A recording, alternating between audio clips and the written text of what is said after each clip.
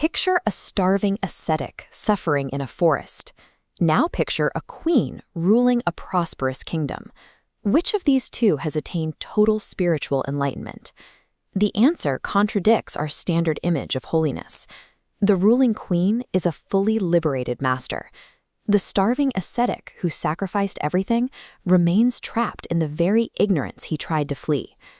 This truth comes to us from a radical 10th century text composed in the Kashmir Valley, specifically on the Pradumna Hill in modern-day Srinagar.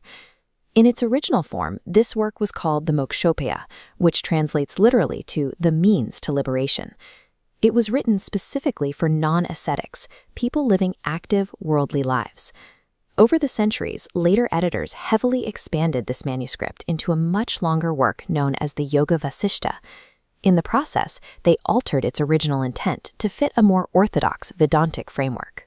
To understand the mechanics of actual enlightenment, we have to bypass those later edits and excavate the original Kashmiri philosophy.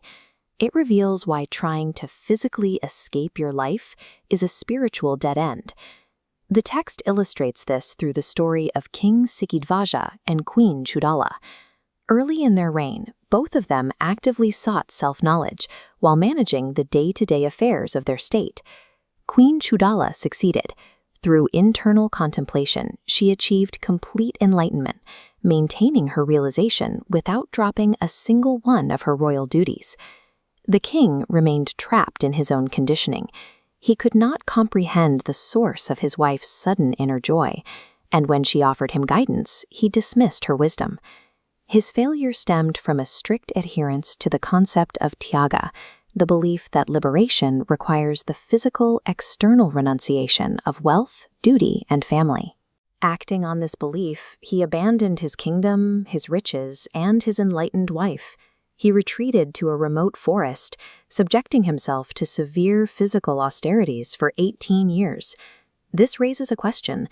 Why did 18 years of absolute physical sacrifice leave the king miserable, exhausted, and spiritually bound? After almost 2 decades, Queen Cūḍālā decides to intervene.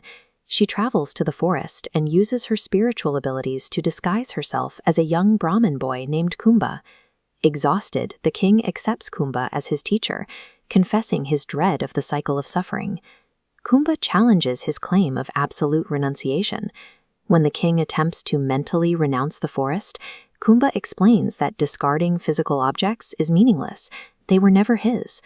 The actual enemy was hiding beneath all of these physical sacrifices. The barrier to liberation is ahamkara, the ego, and the conceptualizing mind itself. True renunciation is never a physical act of discarding objects. It is the internal, psychological dismantling of the renouncer identity. The text defines this specific mechanism of human bondage as vasana, the deep mental conditioning and latent psychological impressions we carry with us. Impure conditioning drives the endless cycle of suffering and rebirth.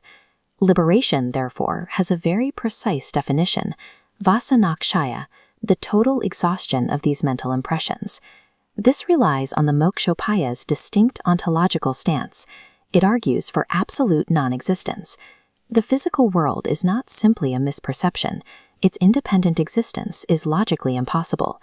This sets it apart from orthodox Advaita Vedanta, which traditionally treats the world as an illusory overlay superimposed on top of a real underlying foundation.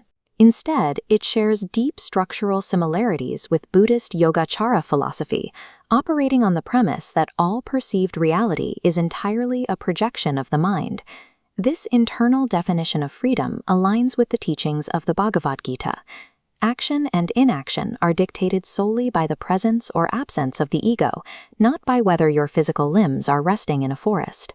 The Ashtavakra Gita echoes this exact sentiment. Viewing liberation as physical death or bodily dissolution is a delusion rooted in fear. If the external world is a mental projection driven by conditioning, trying to escape it by relocating to a quiet forest is as futile as trying to outrun your own shadow. Finally, understanding the trap, the king stops relying on asceticism or fate. He utilizes paurusha, vigorous self-effort, and actively rejects his deeply conditioned identity as an ascetic. He drops his mental conditioning. In that moment, he achieves an internal equanimity that remains still, regardless of his physical surroundings. Seeing that the king is fully realized, Cūḍālā drops her disguise as the boy Kumbha, revealing her true identity to her husband. This passage describes the result. The couple returns to the palace together, ruling their kingdom for 10,000 years. It proves that Jivan Mukti, true living liberation, is not characterized by freedom is found in the state of one's consciousness, rather than their physical location. Escaping into the woods guarantees nothing, because you inevitably bring your unexamined mind right along with you. But this radical message extends far beyond human royalty. What happens when the seeker of enlightenment is a creature of pure, terrifying instinct? Join us in episode 14 to uncover the story of Karkati, the demoness who found enlightenment.